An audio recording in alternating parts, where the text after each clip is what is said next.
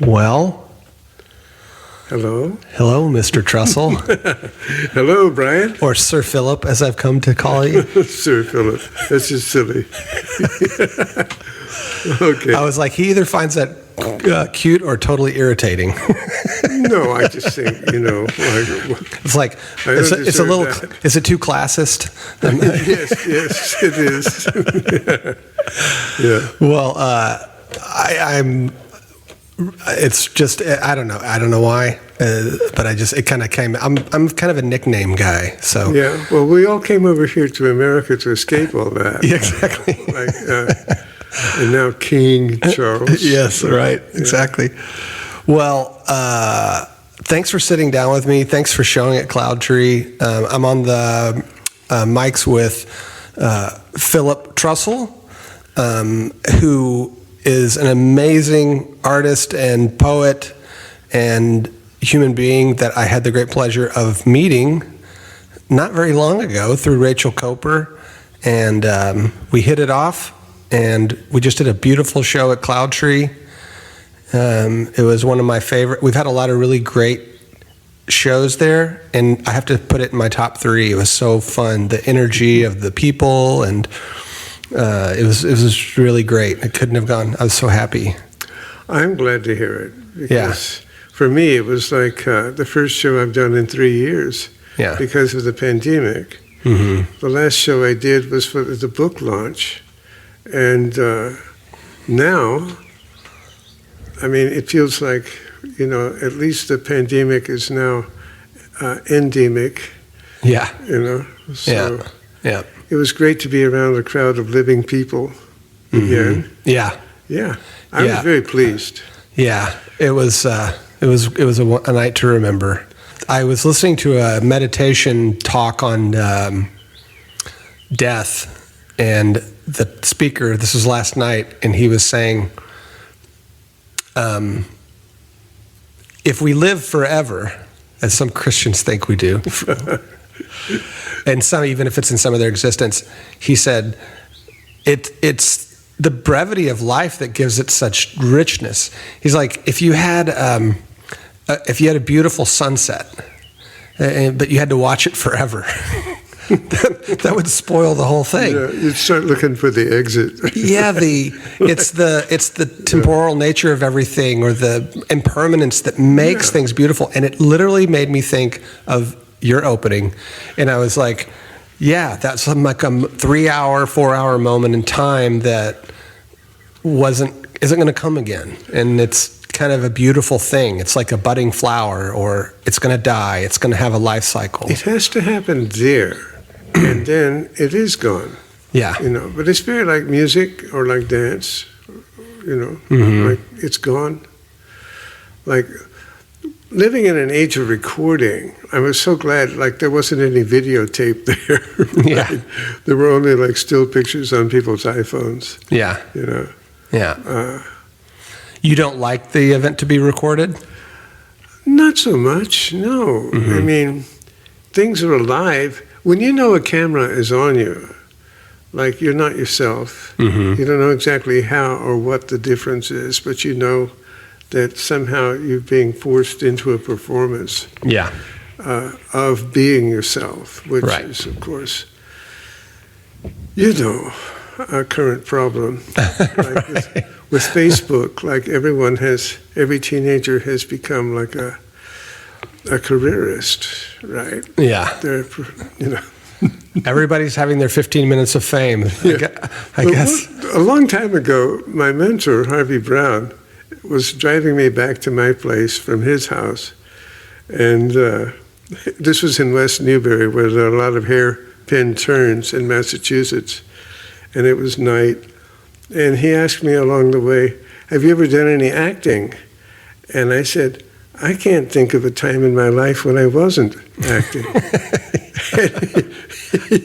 He just lost it. He thought it was so funny. He nearly drove off the road. But it was a true answer. Yes. I mean, life is but a stage. Well,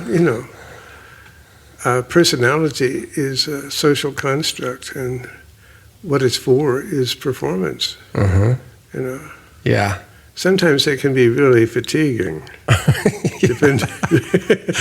But sometimes it's a complete delight. Yeah. I mean, we like to be with people who bring out our best performance. yeah, and isn't that funny how that works? I know. I actually just visited with a sculptor friend this morning who came in from San Antonio. He's going to be in our next show. And I met him at an art festival in Austin. I walked into his tent. I was looking at his bronze sculpture, and we just started shooting the shit. And like within 10 minutes, I said, you and I need to be friends. Because we had such good chemistry, and I liked him so much that and it happened. You know, we began that, and we've been really close for the last, that was probably 12 years ago. Yeah. So, you run across people who are like kind of catalysts. Yeah. Like you don't know what you know until like you begin to say it. Mm-hmm. You know. Yeah. And they're the people. They're the reason that can happen. Right. You know?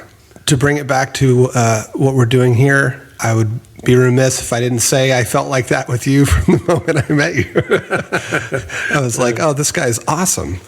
I really like talking with him. I loved that first studio visit with you and Rachel Cooper and Sharon here in the studio. And it was just a really good night. Yeah. I remember one of your phrases from that night. Oh, what was that? It says, looking at the painting, she said, "You're breathing very rare air." And I thought, that's interesting. No one's ever said that before. You know? Yeah, I don't even recall saying that, but I surmise that it meant, I know what it's like to have 25 years of fine woodworking experience in my brain. And it's a really satisfying thing to be a master and then to do your work. And I don't even know how they could multiply that times 2 at least for you. If not 2.5. I think I started when I was 14, so it's been a long run. Yeah, you know? And that's a cool, you're playing in a zone that not many human beings get to do. I feel very lucky that I've been mentored along the way by various people I really respected. Yeah. You know? Well, I want to get to that because I want to know who those people are, but I'd like to go back a little bit and I want to know more about your background. I know some of it, but let's just go over it again. Yeah. So you were born in South Texas? I was born in Kingsville, and I went to, elementary school in Ricardo, which is about 6 miles south of Kingsville. What year were you born?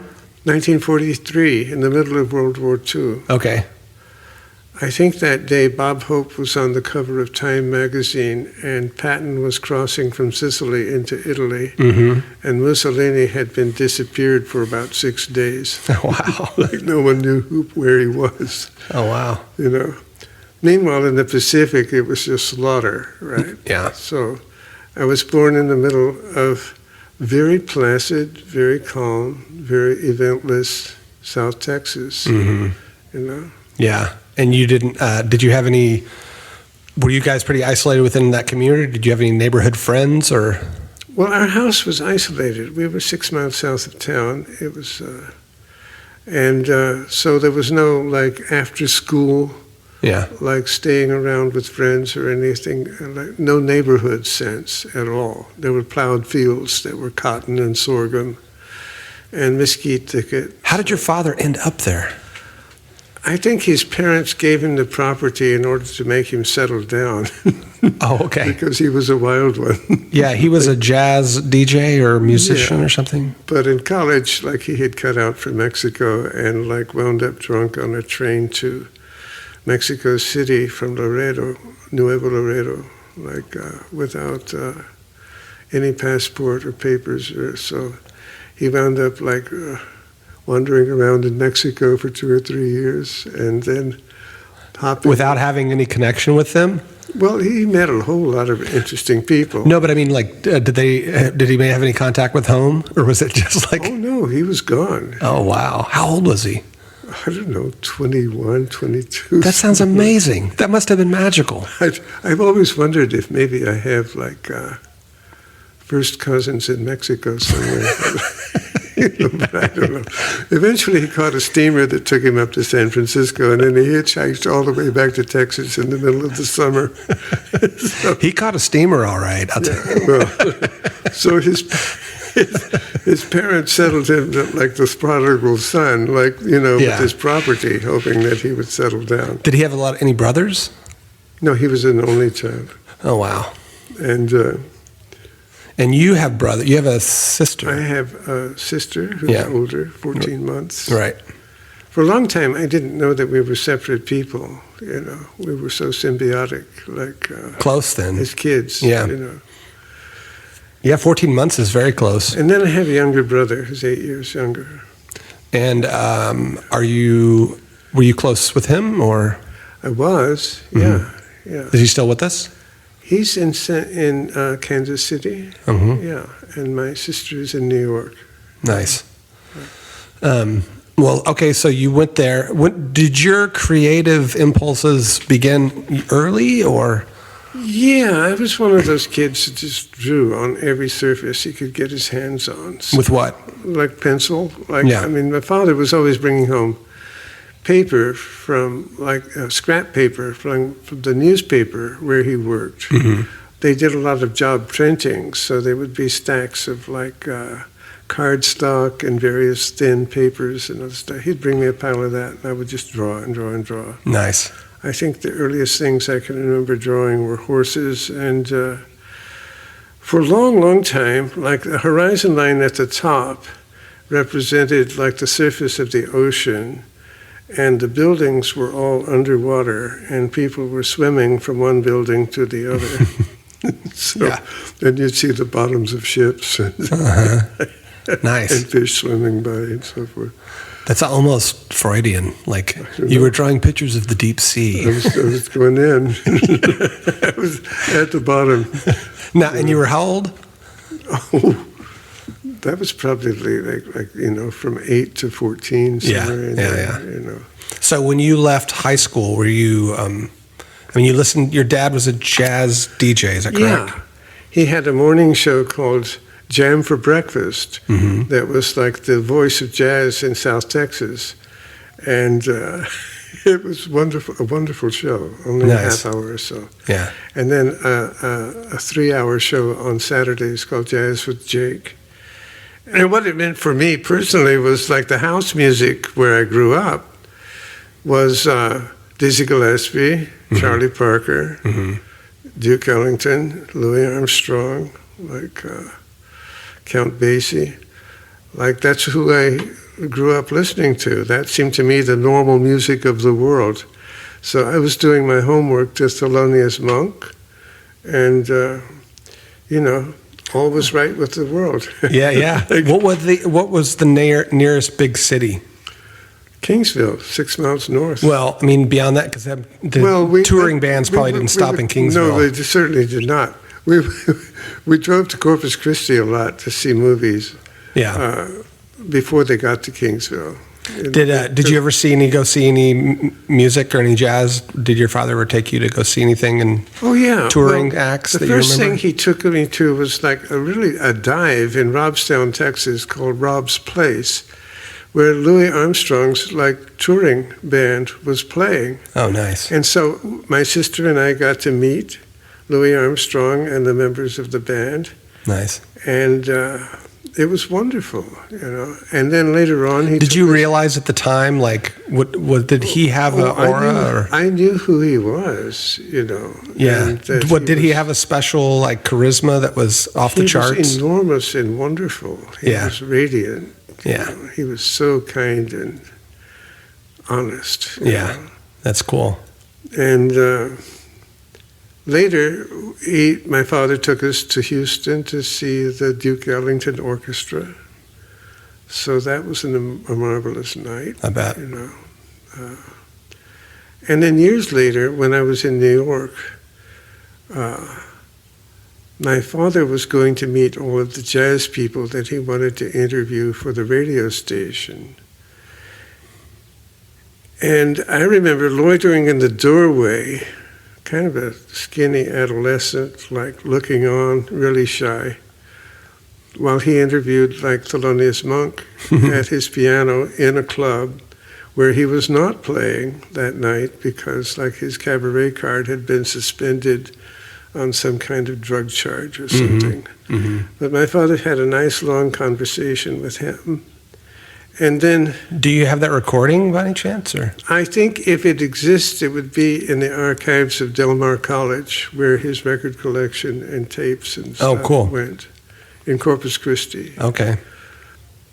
Another night, my mother and I went to the Kabuki Theater, which was touring New York at the time, and my father spent a long time going through in-betweeners to get to interview Charlie Mingus, and he finally did. Right? And they had a long talk. Yeah. But he really had to like negotiate to get there. And at the end of it, Mingus told my father, "You're the only white man from the South I've ever liked." So I thought that was rather nice. a nice way to remember. Yeah. You know. Yeah. He was a very personable, affable person. And That's he beautiful. liked to do interviews on the radio. You know. And how old did he live to be? He only lived to be 55. Wow. He died of a cerebral hemorrhage. You were how old? I was, well, how old was I? 26, probably. Okay. You had finished Yale by then. Oh, yeah. I was living in West Newbury, and Jake was about to be born, my son, and I had to leave his mom and go home and bury my father. Yeah. And, you know, that was very strange. And your mother was alive then? Yes, she lived on for a number of years. Yeah. Yeah. Well, I lost my father in 2018, so... Yeah, it's strange to lose, isn't it? I mean... I lost my mother in 99. She was only 59. That's really sad. That's very young. Yeah. Yeah. Yeah. I mean... My mom lived to be 83 years old, and I realized when she died that she had been married to her second husband longer than she had been married to my father. Right. You know, she had another 30 years. It's a whole another lifetime. Yeah. That's a little bit of your family background. So then you went to high school, I'm guessing, at Kingsville High School. Yes. And then how did you end up at UT? I know you and Sharon, who is your current partner, y'all met. I tell everyone this. When I discuss you with people who come in the gallery, I tell every single one of them, he has this partner.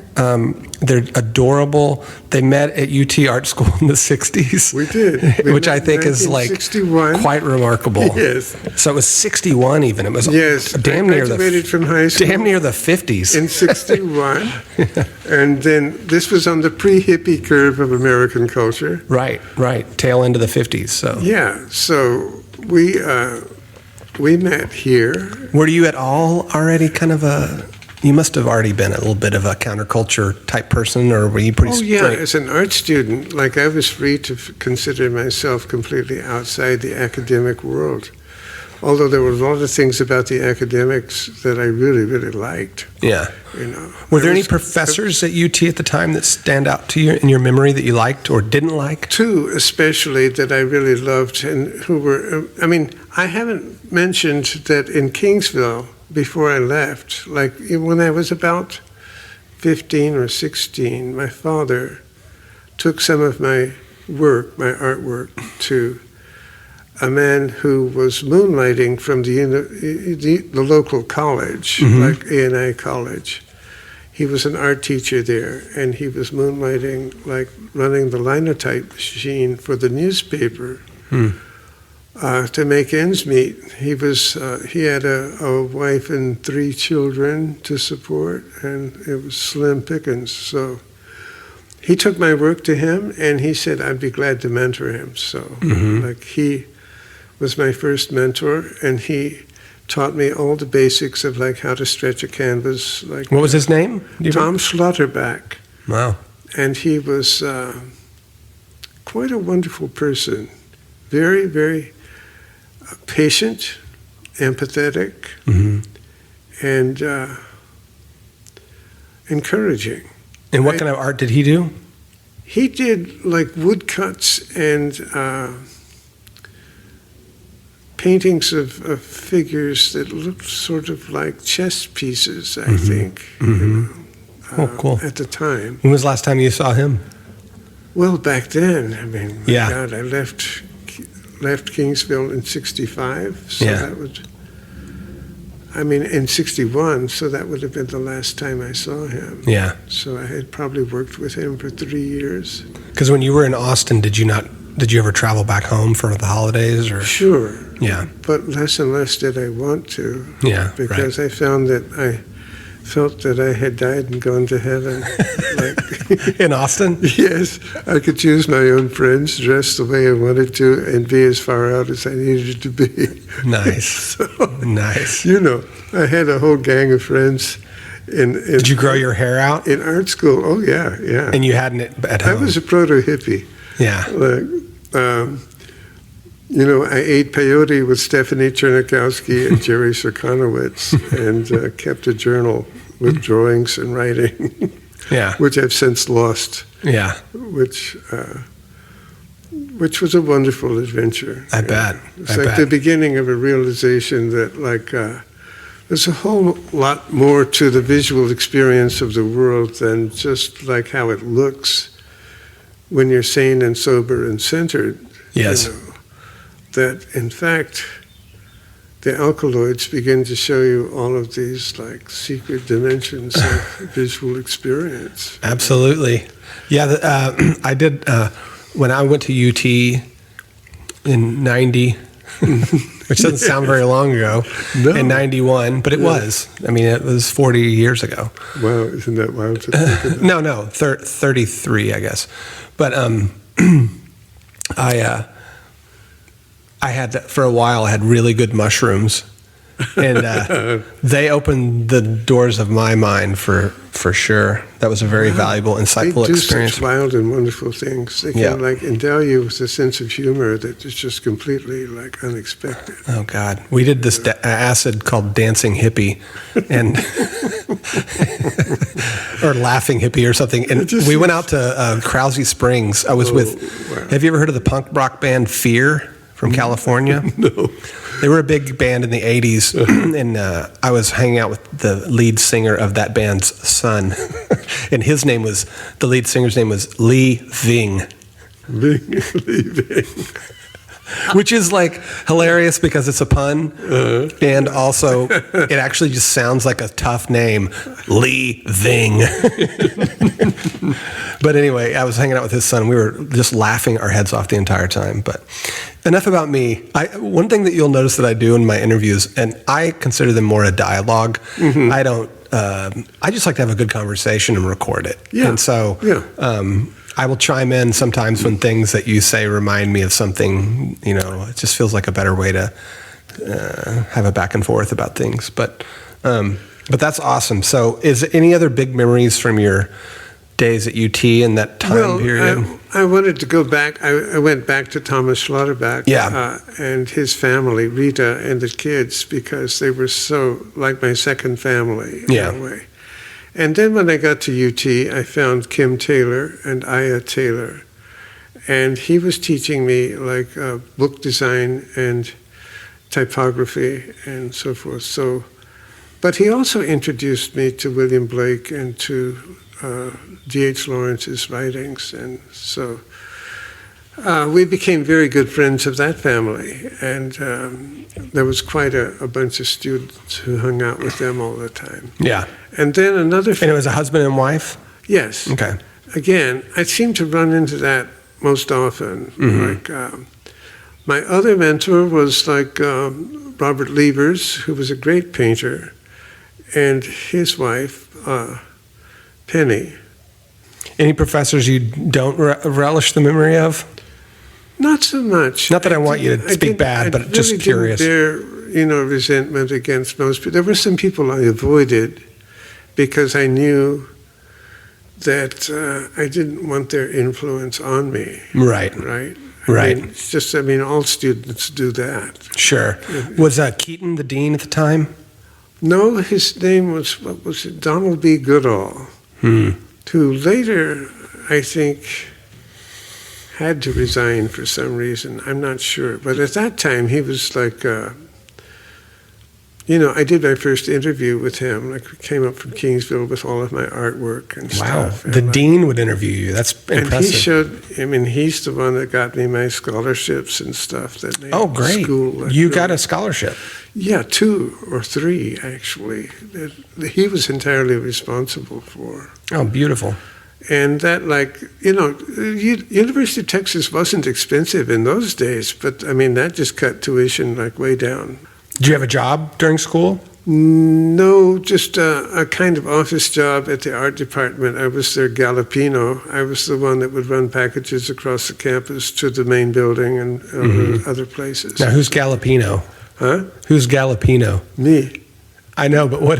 I was the person who galloped. Oh. Is that Italian for galloper? I have no idea. That's what they called me in the office. I thought maybe Galapino was a character in a Shakespeare play or something. I had a lot of fun, hoofing it across campus. All across the whole 40 acres or however many it is. I loved it. I feel like I really discovered my legs. Yeah. Like at UT, not having a car. It was cheap when I went. Even in the 90s, it was very, very affordable. Yeah. But that's no longer the case, I'm sure. It's a very sad thing about the academy.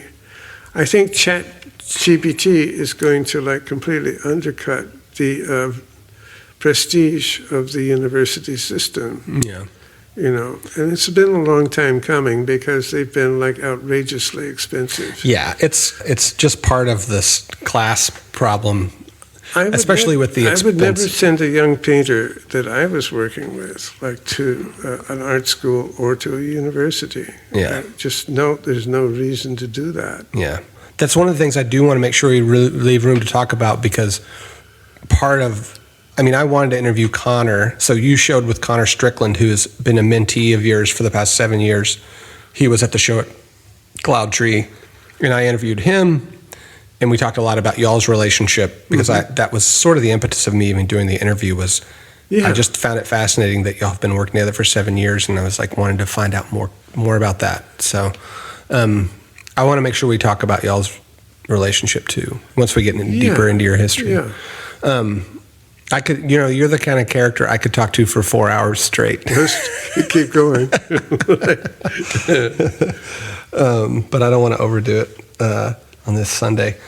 Okay, so that's your time there. And then you graduated with a studio art degree, is that correct? Or BFA, Bachelor of Fine Arts. Okay. And it was in painting, and then there was a minor in art history. Oh, okay, all right. So, and then how long until you went to Yale? The next year. I Okay. graduated in 65, and then I started at Yale in the same year. Nice. But that summer, I went with my mother and brother to Germany. And my sister was married to an officer who was living in this town, Böblingen, that was Rommel's German headquarters. And now an American base. So, and during that summer, my sister was driving this wonderful Mustang, so we drove all over Bavaria. And in the Mustang? Oh, yeah. Wow. We went to all of Mad King Ludwig's castles, and, we went to various places. See, you are Sir Philip. Oh, no. You were hanging out in castles when you were 23. Yeah, it was a trip. That's awesome. Yeah. And so, okay, so you went... Anyway, so at the end of that summer, I entered Yale, and that was a complete opposite of what I had experienced at UT, where I had been sort of privileged and with easy access to the faculty and Why Yale? Because Robert Liebers, my other mentor that I mentioned, is such a great painter, had gone there, and he wanted, he kind of was angling for me to go, and he recommended me. So I sent my portfolio off, and I was chosen. So Cool. I was both worried and delighted, to be accepted by a place that prestigious, but at the same time just completely anxious about like the idea of like being from Texas and entering into this kind of like New Haven, Connecticut, like alien world. What was it like? Alien. Yeah. We were. How long were you there? 2 years. Yeah. We were students, like 30 of us, like selected out of 300 applications. So, like, all of us, I think, felt that we had been selected by accident. Was there? And there was a great deal of hostility and standoffishness among the students. Oh, there really? wasn't like any camaraderie or like Really? congeniality at all. Was it mostly men, or how many women did they let in? No, it was at least a third were women. Oh, nice. And it was during a time of proto-feminism, and some of the women painters were the most interesting ones to me, actually. But everyone was like bigoted to they were being hyper-defensive, a good offense, right?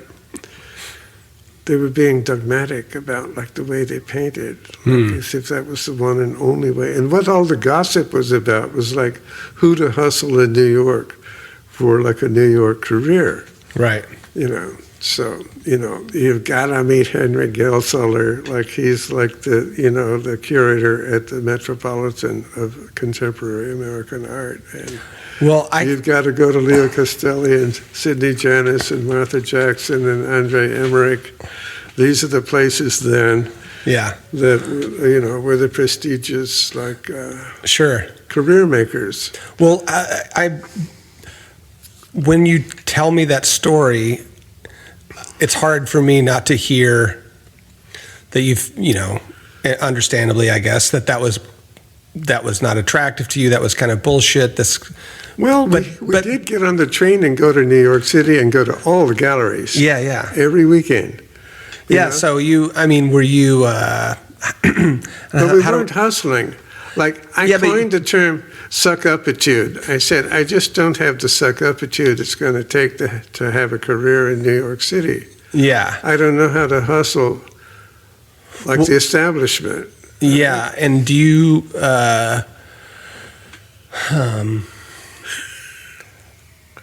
like, I think it's pretty silly in hindsight. Well, I think it's kind of remarkable because it to me it sort of speaks to your. I don't know. I mean, it could be interpreted a couple of different ways, but like, in my career I've been fairly. I don't know. Competitive is not the right word, but I'm driven. Yes. And so if you didn't have, I'm not sure if you had any sort of ego or drive at the time. A lot of people would be like, yeah, I want to know how I can make these connections. But it sounds like you were like above that at that point. Like, the whole thing looks like a vulgar, nasty rat race to me. Yeah. Right. There was something obscene and unclean about it. Right. I would know that I was lying, Yeah. And besides, I wasn't the sort of person who had like a coherent body of work to pitch as like, this is the only thing I do. No. I was like all over the place. I was doing every kind of work you could possibly imagine. Right. And I wasn't about to settle down just, to become a careerist. Mm-hmm. So to this day, I really don't have the career gene. I just have had some good luck, like showing once a year and selling a certain amount of each show that I've done over the last 20 years. That's my practice here in Austin. But did you have shows like that back then too, when you were younger? No, not so much. I did, like when, later on when I was teaching in Cambridge, like at the Cambridge Center for Adult Education, I was teaching life drawing and portrait. And when was that? That was probably 1970 to 1976. Oh, cool. And those are like the years, in some ways, my undergraduate days at UT were great, and that period in Cambridge was great. It was like the hippie twilight, right? Yeah. There was hemp smoke everywhere, and drifters from all over the world. And many of them were models at the Cambridge Center. So What, life drawing models? Yeah. So it was a chance to draw people like from everywhere on Earth. You know? There's at the building next door to Cloud Tree, we host life drawing classes every Tuesday and Thursday, life drawing sessions, I mean. And I used to do those when I was 20 years ago, and I've been thinking I should go back and do it again. Well, I don't know what to do with 300 or 400 like really beautiful life drawings. Yeah. You know, like I did one show about 10 years ago where I put up a whole bunch of them and sold a whole bunch of them, but there's still like way too many. And well, we'll have a talk about those later. All right, good. We'll figure something out. Yeah. Okay, so I remember I already learned this about you, that you were kind of notorious in grad school for your teachers were like trying to nail you down, like you're painting too many styles, but there was one person in particular that said, "That's great. Tell me more." Well, Al Held, who was the one person on the faculty, and as a painter, a great painter really, whom I really respected. Like he was a real mensch.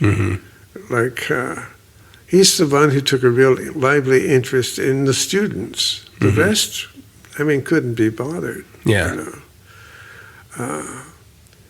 So he's the one during my last jury said, second to the last jury, when we present our work to the entire assembled faculty. You know, he said, well, you're probably the first postmodern person I've ever met. I mean, I've been skeptical that such a thing existed, you know.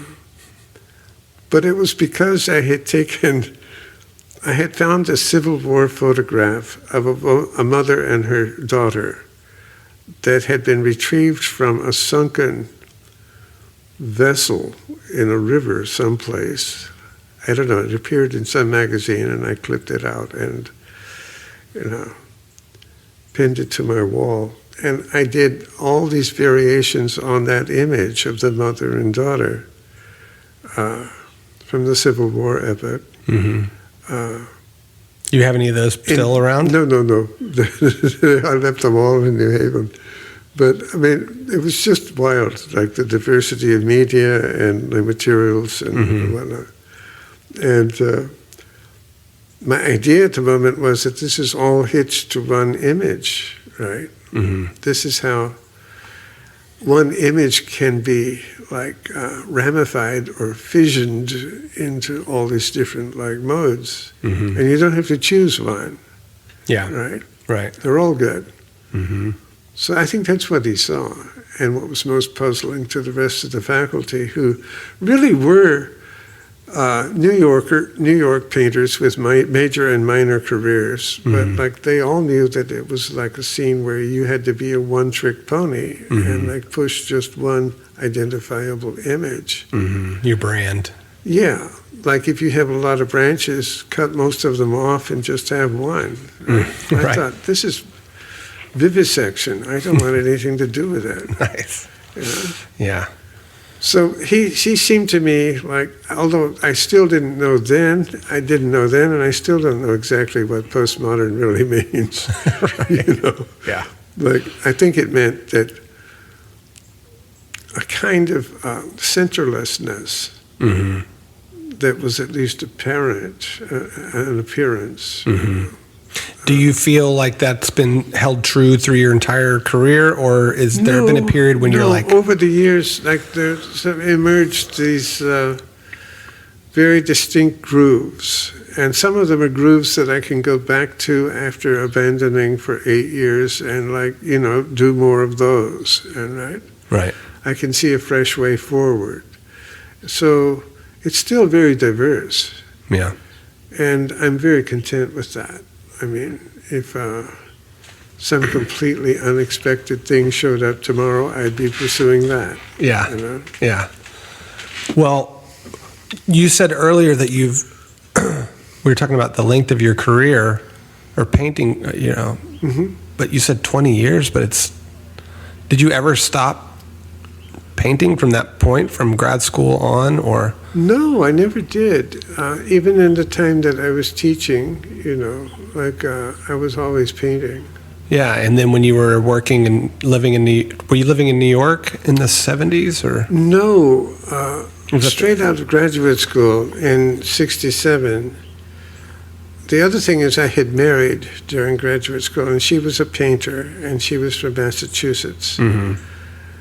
And we had trouble, like, how are we both going to be employed? Mm-hmm.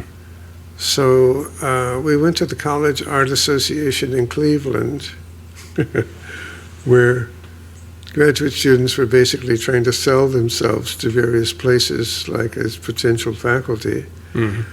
And Dean Edward Penson of Ohio University explained that they had just opened 6 regional campuses, and that he could hire us both, one at one campus and one at the other. In Ohio? Yeah, without nepotism being part of the problem. So we decided, like, under the circumstances, let's do that. Neither of us is going to go and hustle in the rat race in New York. Lily Tomlin said, the trouble with the rat race is that even when you win, you know you're a rat. And that pretty much sums up my view of, like, what it is to hustle in New York. Yeah, yeah. There's something unclean about the whole prospect. Yeah. Right. But so here we were, like in Appalachian, southeast Ohio, with the responsibility of setting up, like, the art curriculum for each of these branch campuses, and it was wonderful. How old were you? Oh, God, what would I have been out of graduate school, see? In late 20s? Yeah. So here was this beautiful countryside, first settled after the Civil War, old brick farmhouses, hedgerows, beautiful pastures, and it was being torn to hell by this machine called the Gem of Egypt that was strip mining. Oh, wow. The entire northern section of that county. Wow. But we had really a wonderful time. I really liked Ohio. I really liked the students. And I felt that there was something very dear and comforting about being there. For me, it was like a wonderful relief from, like, the kind of cold careerist isolation of Yale. And I'm sure people in Midwest Ohio were quite nice back then. We were teaching the sons and daughters of coal miners about the avant-garde in New York, which struck me as, like, very faintly funny and wonderful and surreal in a serious sense of that word. Yeah. Like, could we be any more absurdly employed? But here we were. But you're planting seeds where they need to be planted, Philip. Oh, yeah. And I love the people. I adore them. A good friend of mine had an artist residency in southern Indiana, and I was like, why there? And he's like, well, that's where we need to make changes. I know. Well, these branch campuses had been set up by Ohio University in order to keep the young people from having to run off to the big cities, Right. To run off to Columbus or Cleveland or wherever, like to... Is Kent State in Ohio? Is Kent State in Ohio? Yes, it is, I think, yeah. That was an excellent moment in American history, the shootings there. Yeah. Do you remember where you were? I'm not sure what year that was. Was that... 69, maybe? Might have been. I remember the famous photograph from it. And then a painter named Sidney Tillum did a painting from that photograph. So how long were you guys in Ohio teaching there? Only 2 years. And then we decided that, well, look, we're either going to give up our plans of being professional painters and just become locals. Because you were painting while you were teaching, while you were painting. I was so painting you had an time. income though. So. Oh yeah. But at the end of that, we resigned and moved back to Massachusetts, and we found a farmhouse 30 miles north of Boston, and we moved into that. It was a 2-story house with an attic and basement and outbuildings, and it was $175 a month. God. And we just had all the room in the world to keep painting, and we had enough in the bank to not have to go immediately find jobs. So it was in that period that I encountered Frontier Press and Harvey Brown, and he had us employed as packing books for Frontier Press in the house, And where was he? He was in West Newbury where we lived. Okay. And he became perhaps my greatest mentor in a certain way. Cool. And he was a writer and a poet? He was a poet and a benefactor. He was from a very wealthy Cleveland family. Harvey Huntington Brown III.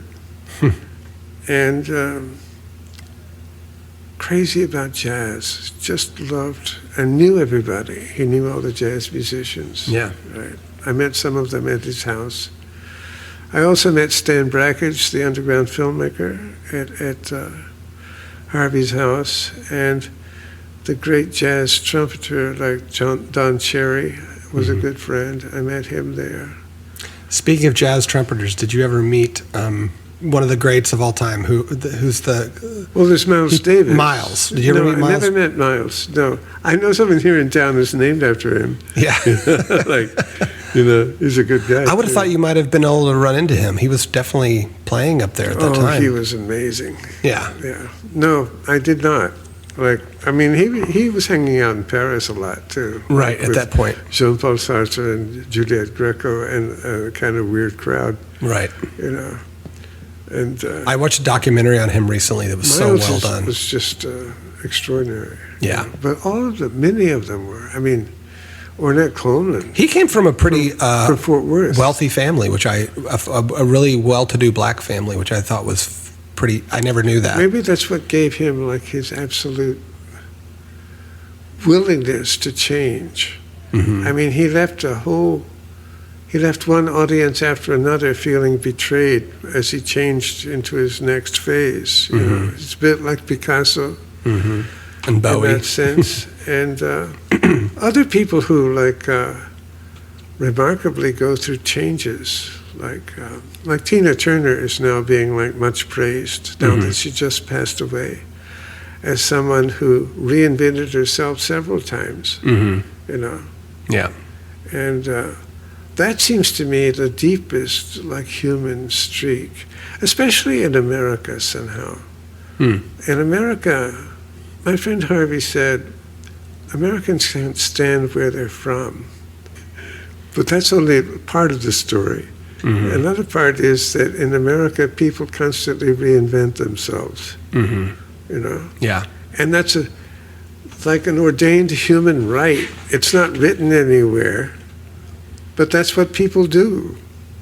The ones who are really alive don't really have that much choice about it. They've got to keep up with the changes that are happening within them.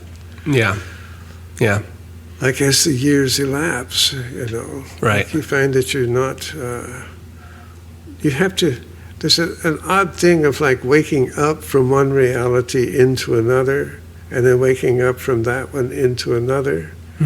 It's like shedding realities as you go, to find this new. It's every day of your life. Yeah.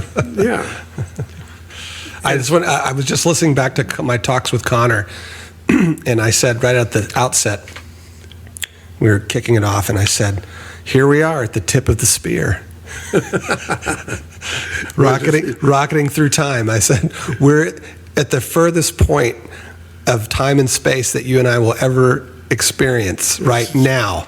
And now here we are again now. This I told him I love this. I don't know how. Like, I think about this as I get older. I grew up on Lake Travis, fishing and water skiing in the 70s, and it just the idea when you would throw a can or a buoy or something out behind the boat and watching it recede in the wake and in the lake as you just keep going forward is a real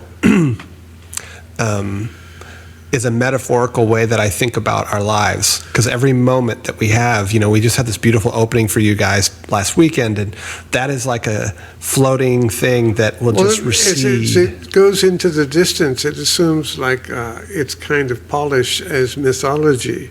Like the more it's recollected, the more it's polished. And reduced and compressed. And well, it's fascinating because memory is different for everyone, and there's studies that show that you absolutely fabricate things that didn't exist, or you misremember things. Well, it's pretty common. One of my favorite movies is Blade Runner, where the character Rachel has been given the memories of the niece or the daughter of her creator, her manufacturer, which she thinks of as her own. She knows how to play the piano, right? But she's aware that these aren't hers, that she's been programmed. Right. And what the character Rachel opens up is like the thought that we trust our memories. Yes, we do.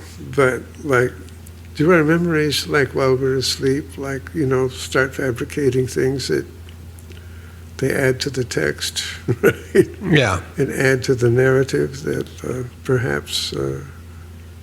Well, I was just talking to my nephew the other night who lives with me. He's 25. And I was... Eli. Yeah, Eli. And just the fact that there's so many things in life that I find truly miraculous and amazing and beautiful that I think we just take completely for granted. And one is memory. I mean, I'm like, what? Just think about this. I am able to go back 30, 40 years of my life and pluck out what is happening in that moment. What is truly...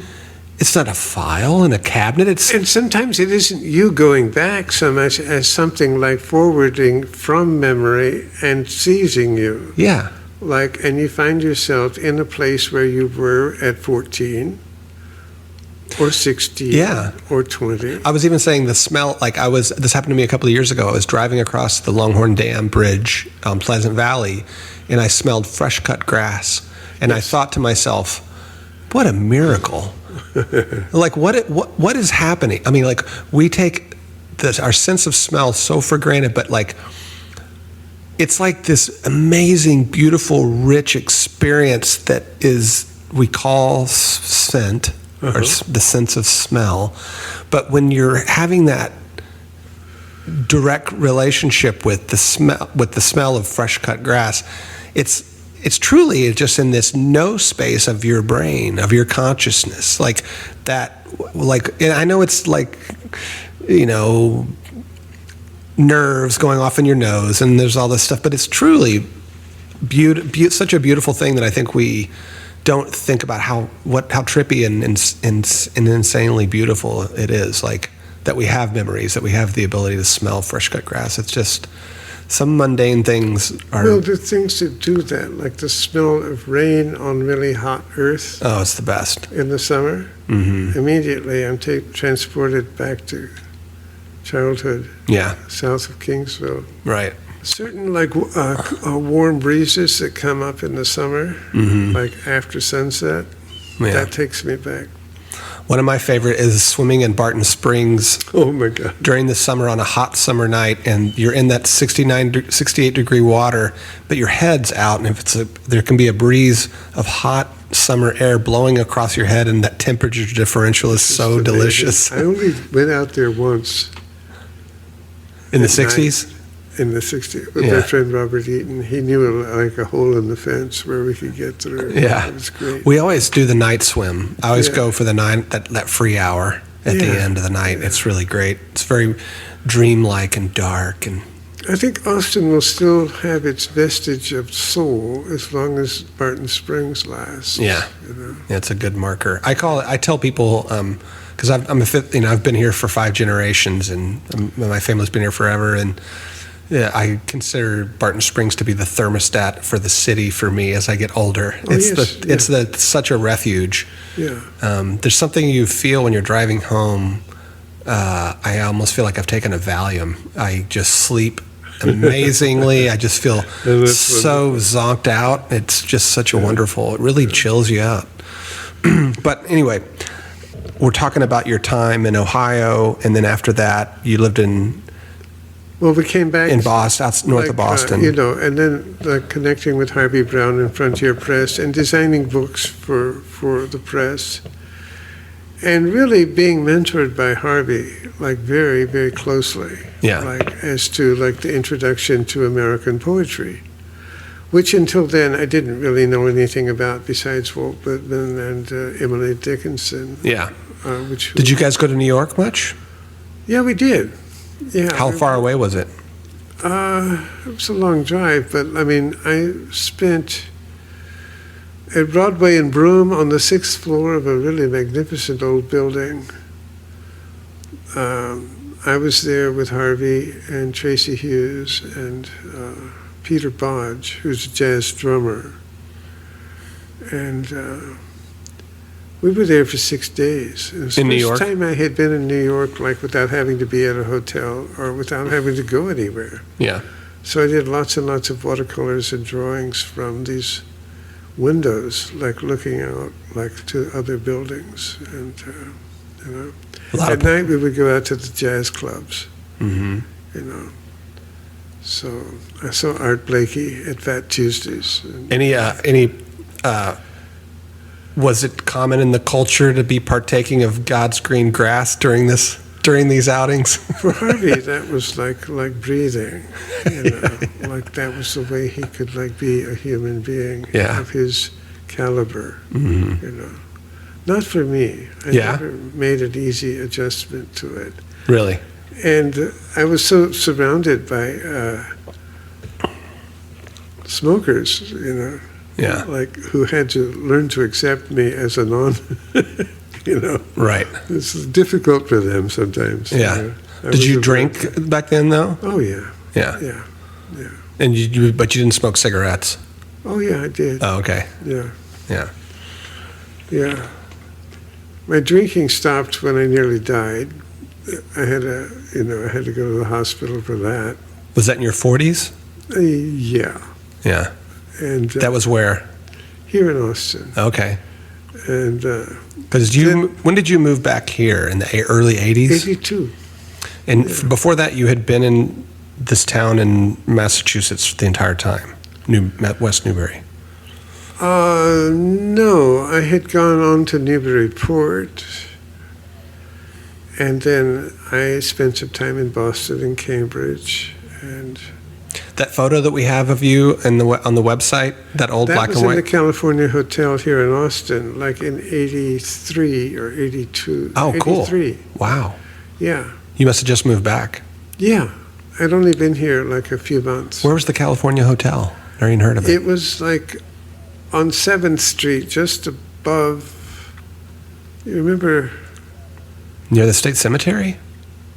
No, it's on downtown 7th Street downtown. Like, and just around the corner used to be Chicago House, and then Wiley's. That was a bar, you know, and then there was the Raw Deal, was another bar down the street. And, did you ever know Helmut Barnett? No, I know that name though. I don't know who he is. He is a painter. He's German. He went to UT in the 70s, and he's had a very long career in Austin. And I used to have a job downtown, and he had his studio next door across the hallway, this beautiful old office building right near the Capitol on Congress. Wow. And I just loved talking with him. I would go over and talk with him and across the hall and shoot shit with him, and just like, oh, wow, this guy's a real artist. It was just really cool for me. He was very, very kind, and he was living there, and it was his studio space. And I now I went to his studio last year, and so this is like, what, almost 30 years later. And he's like telling me at that point, yeah, I had been living and working in that studio for 20 years when you met me. And I'm like, I mean, you could almost say that's be like a kid meeting me now. Like, I feel like I've been doing what I've been doing for a while, 23, 24 years. Yeah. But like, to think that he then had all this more than double that, you know what I mean? Like, juice left him. And his, it's kind of like meeting you. When I get to meet somebody who's been an artist for that long, it's a real treasure. It's a real honor to, I don't know, just like, wow, what's it like to have been on this journey for that long? It's, You know, the fundamental shift for me in coming back to Austin in 82 and seeing how much it had changed from the Austin I knew in 65, even so, it was still Austin. And I felt this enormous freedom, like to be as diverse and as non-continuous and discontinuous as I am. You know, willing to wake up like doing something else the next day. right. So I loved the adventure of coming back and meeting. I met a whole lot of other artists very suddenly, like at the California Hotel. And you lived there? Huh? You lived there? I lived there about a year, and I met all these wonderful people. Like, do you remember anybody in particular that? Well, Bill Daniel, the photographer, who chronicled the whole sort of punk scene in Austin and skateboard scene in Austin. And he's a still photographer and very, very great. I feel like I was one of the first people to really appreciate what he was doing. Yeah. And he has this restless soul where he was living in all kinds of like factory spaces and alternative spaces. Did you ever go to the Armadillo? And hanging out with the fringe elements of like the beat of the Bohemian underground in whatever place he went, Waxahachie, Baton Rouge, like California. Yeah. Like he was always restlessly moving and photographing, and they're really quite wonderful. Oh, cool. Is he still alive? Yeah, he's moved to upstate New York. He's living in an old schoolhouse that he's converted to his own use. Oh, nice. So, like, you know. Are you guys, are you still friends, or? Oh, yeah. Yeah. He's always been one of my heroes since I first met him. Oh, He nice. was younger, How much? younger than me. Oh, really? Oh, yeah. Okay. But no, it just struck me that this is a guy who knows how to move and how to live and how to change while remaining pretty much like, you know, that unique vision that he is, you know, Nice. that he has, you know. That's inspiring. Yeah. So I met also like Diana Prechter, who's a wonderful dancer. I loved every dance she ever like composed, and I saw most of them back in the day. And at a New Year's party one night, she confessed that someone in the Chronicle had called her the Lucille Ball of dance, and I thought, that's pretty good, because she often was really funny. yeah, you know? yeah. And Are you friends with Deborah Hay? I've known her, and I really admire her. Did you know her in New York? No, not in New York. No, Yeah. no, only here. But I went to a lot of her performances, and I met her at Paul Foreman's house one day and said, "Look, I'm an admirer." Nice. And we had a nice conversation. Oh, cool. You know. Yeah, I've always known her through Andy St. Martin. I don't know if you know Andy, but he's a painter that's painted he came to Austin to study with her, take some of her classes. And As a dancer. yeah. Yeah. And then he's been in Austin ever since. Like, and that was in the early 90s. Yeah. And he's painted, he was my studio mate for 15 years at the Splinter Group Cooperative. It's on Springdale and 5th. It's like at the Delta Lumber Mill building. That's where I Yeah. showed up in '99 and met Andy, and Is she still painting? yeah, he's still at the new Splinter group. Like, But we had a beautiful show for him a couple of years ago called From 20. mm-hmm. And the conceit of the show was that all these paintings were made in the last 20 years on this same block, which I loved being able to tell people that this is a real span. We didn't want to call it a retrospective because it really wasn't, Mm-hmm. but it was just a really beautiful homage to this period of 2 decades that had happened where he had done nothing but make paintings. You know, he doesn't have really any side jobs. I mean, every once in a while he'll do like something for one of the guys, like some painting commercially for them that they brought him. Like, we need this door painted or whatever. But he's the real deal. He's a real interesting individual. He came to your opening, but he doesn't really like crowds. So I'm sorry I didn't meet him. yeah, he'll come. He'll probably come back. Good. Anyway, I don't know how even Andy came up. But Well, Diana Prechter was wonderful. Deborah Hay. The way that she roped her friends into dancing who were not dancers, like Norm Ballinger Yeah. and Tom Gibink, who was a video artist, Yeah. and many other people. She included. How old were you when you came back to Austin? It was been 82, 83? I was 82. I was 39 years old. Oh, wow.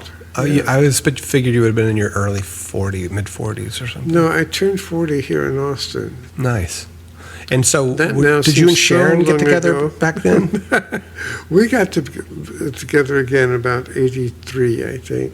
Okay. You know, I was at Swedish Hill, like where there used to be a really good bookstore there, and that vanished.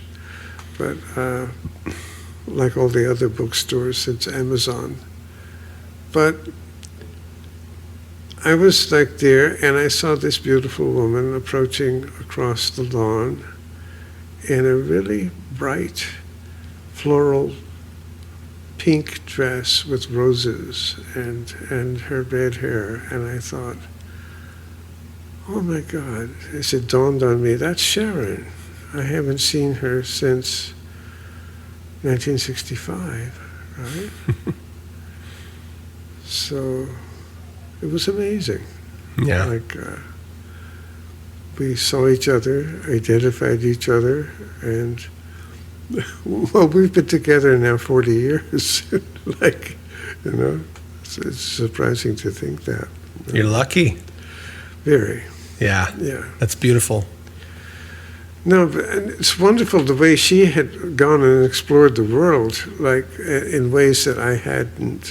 Like, I mean, I stayed within the confines of the ancient Near East of Connecticut, Massachusetts, and then Ohio, and, you know, back. Did you ever travel to Europe during those periods at all, or? Only that one trip to Germany. It's the only time. And then I spent 3 days in Paris, which I spent at the Louvre. But while my sister and brother and mother like went on the bus tours and all that shit, where I was like looking at paintings because I figured I would never be back. You know? And sure enough, that's the case. Yeah. I've never been. I loved. The sad thing is, in some profound sense, Europe is a dead horse. I hate saying that, but I mean, it is such a fine and wonderful, like, what's there in a way is like the whole range of causalities that like led to the foundation of what we call America, and like the invasion and displacement of the Indians and the Constitution and the founding of a nation, you know. The good, the bad, and the ugly. Yeah. But it's not only European immigrants, it's like the African element that was involuntarily brought, but then contributed so much culturally, like to who we are, like to, and how we think, you know. And then Indian fusion with black as well as with white, you know. So, and then the Asian influx too, like that's a whole other beautiful I believe in that. I believe very much in America as a multicultural fusion kind of nation where everything is possible and coexistence and more than mere toleration and coexistence, Yeah. like actual love Well, is possible. I was reading a thing recently that said that it was a graphic novel about what a world would look like with open borders. Like if we didn't have... Well, in a sense, the computer has done that involuntarily to Right, us. but it was saying that, prior to the late 1800s, there was definitely a time in America when it was, for all intents and purposes, was essentially like open borders. I mean, and that rich diversity is maybe our secret sauce to part of our success. I think so. And so it makes all what we're going through now kind of sad. The whole mean-spiritedness of the Trump administration and evil things like Miller and his plans for like the border and separating children from their parents and all of that. Why repeat like the atrocities of the founders over and over and over again? We were thinking about putting out a bumper sticker that said, "Make America gross again," right? And for the S's to have the Nazi SS. Right. I think that would sum it up. Yeah, right. Yeah. Yeah, it's pretty scary. And gross means great in German. Oh, okay. Right. I was not aware of that. You've spent the last almost 40 years in Austin. And did you show with any galleries or at all ever? Did you ever have any relationships? No, I've been like an alternative freak all the way along, like showing in grassroots places. Like, did you ever go to David Amder's openings on Congress? I did, yeah. Yeah. David owned one of my paintings. Do you know he passed away? I do. Yeah. Yeah. He lived really close on Clawson there. Yeah. But so you never showed with any, just always alternative spaces? No, it was like Alternate Current. I've heard of that now. Which was David Lee Pratt. And that was on South and First? Susan Maynard, yeah. And it was just a wonderful bunker. How long did it go? Space. How long did it last? Roughly. I think it lasted about 12 years. Okay. And that was what, from like in the 70s or 80s? In the 80s. Yeah. Yeah. Did you ever go to the Armadillo World Headquarters? No, I was in Massachusetts during the Armadillo days. Well, it's still going on, wasn't it, in the early 80s too? A little bit? Well, if it was, I wasn't paying attention. Yeah, right.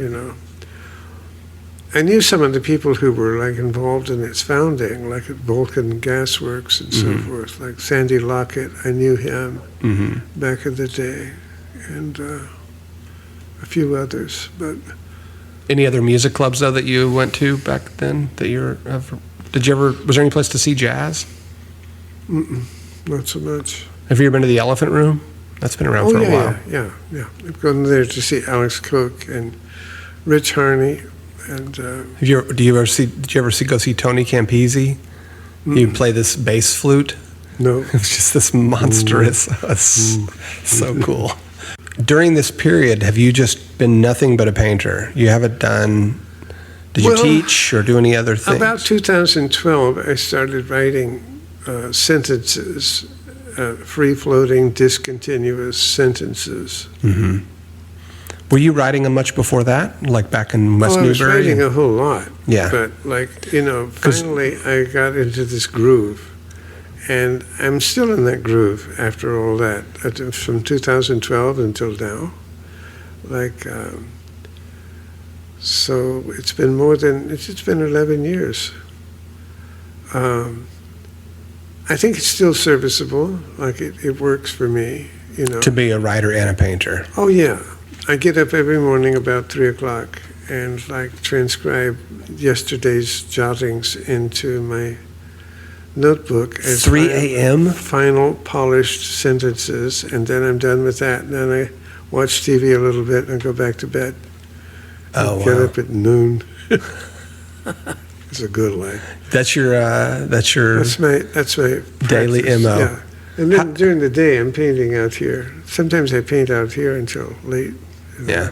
So Do you often, how long do, like, some of these smaller paintings that you have been doing for a while, do you, do some of them take a day? Do they take more than a day at this some are point? 2 or 3 days. Yeah. Some of them, like, I put away because I've just hit an impasse, and then I come back and paint on them later.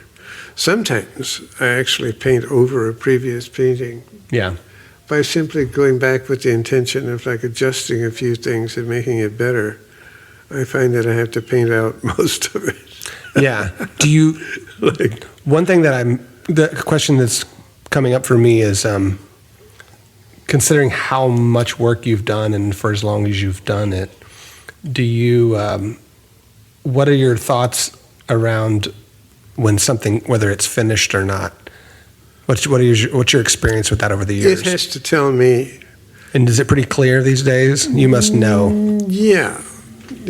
Sometimes I'll leave it hanging. Like, I mean, there's something imperfect and something imperfectible about it.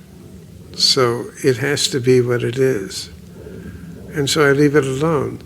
But I find, strangely enough, like in the shows, like sometimes my ugly ducklings are the ones that I really doubt most, or the ones that people like a lot. Yeah. So I've learned to, Suspend judgment. well, stay in suspense, like about not come to any final conclusion about whether this thing is successful or not. Like, I've taken it as far as I possibly can, and it's sort of signaling me that if you tinker with it anymore, you're going to make it less than what it is. Yeah. So leave it alone. Right. You know? Yeah. So they have a kind of like, I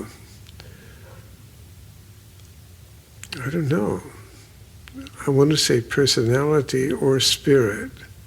At a certain point, they want to say, stop, leave me alone. I'm here, right? Yeah. It's sort of like the way a child says in adolescence to a parent, leave me alone, please, I want to be whatever I am without all this, like, interference. Right. Yeah. Do you, Please, Dad, I'd rather do it myself.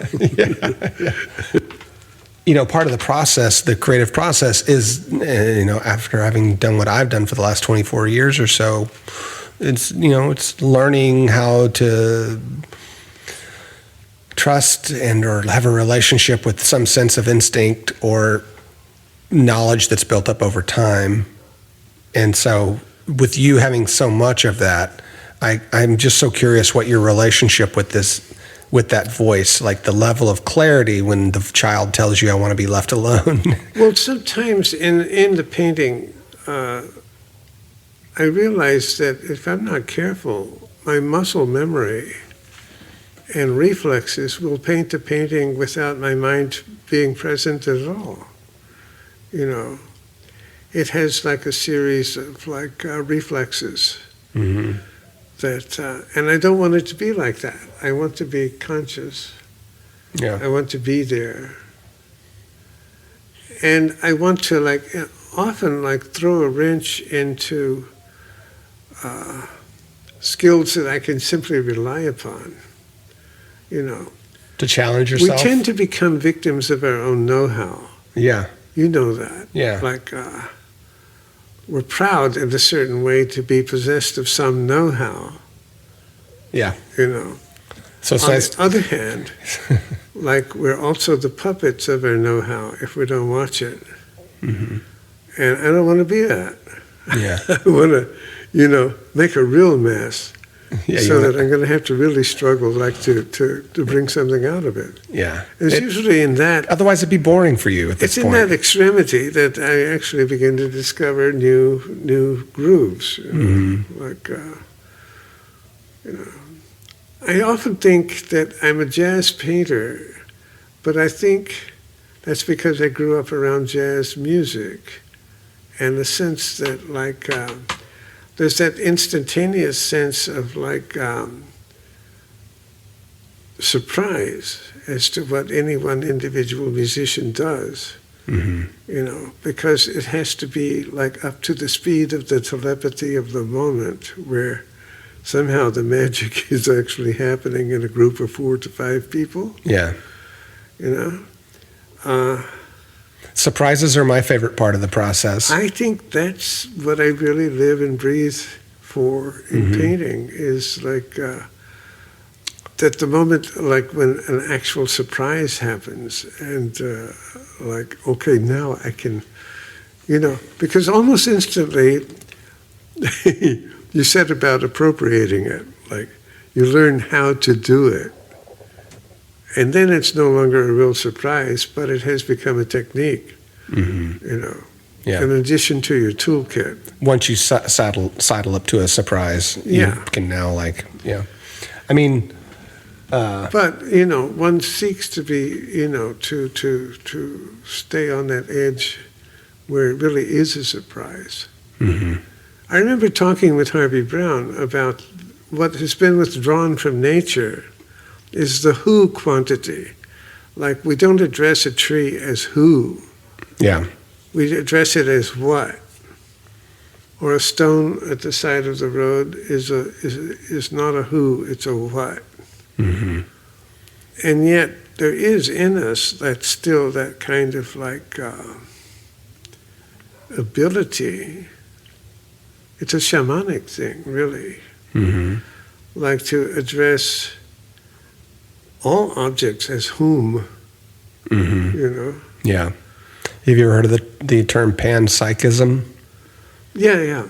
It would be something like that.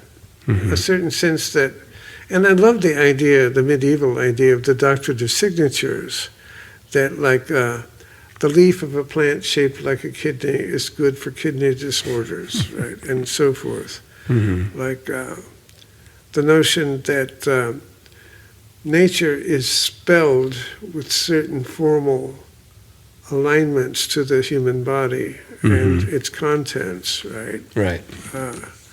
So that we live in a world of a form language. Now, as to whether that's divinely ordained or not, I'm going to leave that to the theologians. But the fact is, I love the feeling that that nature is sentient and aware. When you're walking through Duncan Park, the trees are aware of you moving. That sense of, it's a kind of animist. I think Shinto in Japanese is like really interesting. Like we're surrounded by spirits. Right. And in a certain sense, like the American Indian experience was very like that. Who knows like what the first Europeans here actually learned from the Indians? Yeah. Hopefully they learned a great deal more than we thought they did.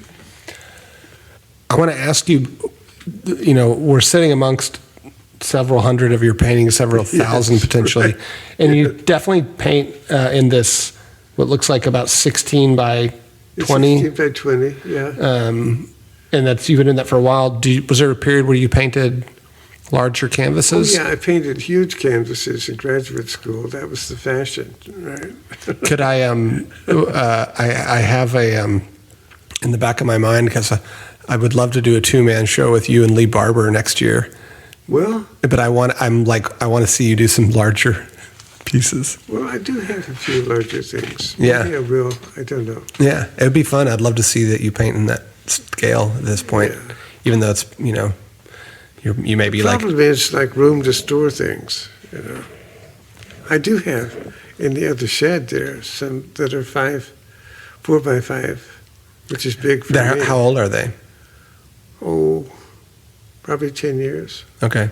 But you've never shown them? No. Cool. Yeah. Well, this has been awesome, Philip. I could talk to you forever. I don't want to push it. I've had a good time. Thank you so much, man. Yeah. I just, it's been so great to get to know you. I just think you're such a amazingly I'm just so beautiful grateful that we human being, to and I discover Cloud Tree and Yeah. the No. gang there. Right? Yeah, no, I hope we can continue the relationship, and it's been just really great. I really can't thank you enough. So thanks so much. Thank you so much.